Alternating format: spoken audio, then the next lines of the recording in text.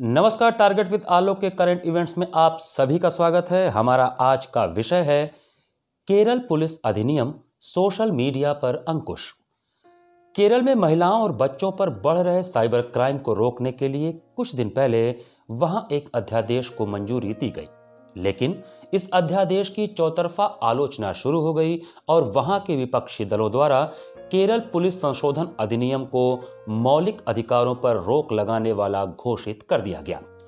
देश भर की प्रतिक्रिया को देखते हुए केरल में सीपीएम और उसके एलडीएफ गठबंधन की सरकार ने यू टर्न लेते हुए कहा कि लोकतंत्र की रक्षा के लिए सरकार इस संशोधन को लागू नहीं करेगी। इस अध्यादेश पर विस्तृत चर्चा विधानसभा में होगी और भविष्य में इस विधेयक की कार्यवाही का निर्णय सभी से विचार विमर्श के बाद लिया जाएगा।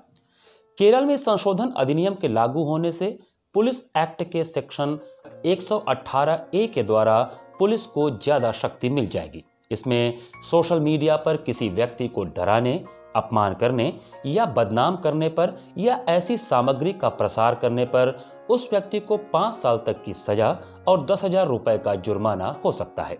इसके साथ ही अध्यादेश में सजा और जुर्माना दोनों का भी प्रावधान डाला गया है।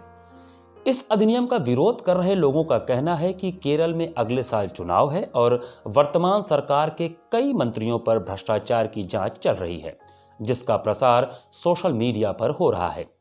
इसी वजह से इस अध्यादेश द्वारा पुलिस को ज्यादा ताकत देकर सोशल मीडिया की अभिव्यक्ति को दबाने का प्रयास किया जा रहा है।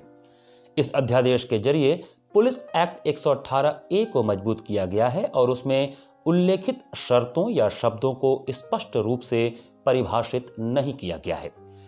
क्रिमिनल ऑफेंस में ऐसे एक्सप्रेशंस की व्याख्या साफ सुथरी होनी चाहिए। इसके कई अर्थ नहीं निकलने चाहिए, अन्यथा उसके दुरुपयोग की संभावना बढ़ जाती है।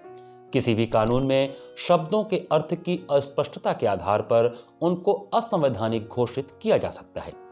वर्ष 2015 में सुप्रीम कोर्ट ने आईटी एक्ट की धारा 66A पर अपने ऐतिहासिक फैसले में केरल पुलिस अधिनियम की धारा 118D को बोलने और अभिव्यक्ति की स्वतंत्रता के अधिकार के उल्लंघन के लिए और अस्पष्टता के कारण निरसित कर दिया था।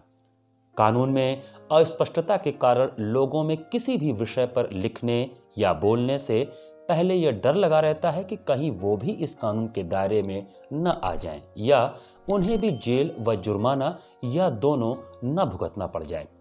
इससे लोगों की अभिव्यक्ति पर गंभीर आघात लग सकता है और लोकतंत्र में सशक्त मीडिया के अभाव का खतरा बढ़ जाए।